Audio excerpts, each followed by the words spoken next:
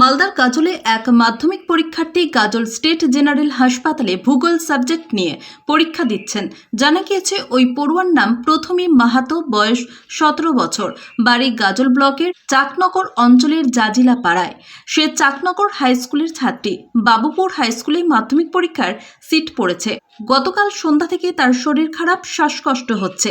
এদিন মঙ্গলবার বেলা 12টা নাগাদ গাজল হাসপাতালে মাধ্যমিক পরীক্ষা দেয় সে।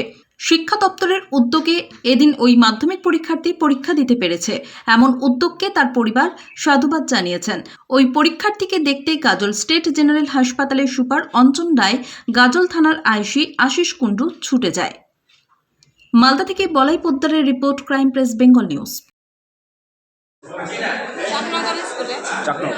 কোন স্কুলে মাধ্যমিক পরীক্ষা পড়েছে? বাবুপুর হাই স্কুলে। আজকে কি পরীক্ষা রয়েছে?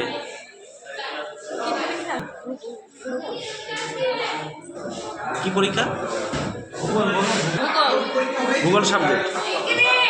বলছি কি জ্বর, সর্দি, কাশ, শ্বাসকষ্ট হয়ে গেছে আজকে রাত্রিবেলা। তারপর জানো গাজল হসপিটালে। বলছি বাড়ি কোথায়? জাজিলাপাড়া। কি নাম আপনার? প্রথমে মাহাতো, বয়স? বয়স 17। আপনি কি হয়? আমার মেয়ে হয়।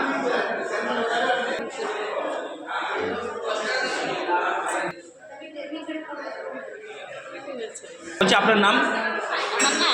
আমার নাম বিশাখা মাহাতো। হ্যাঁ, বিশাখা মাহাতো।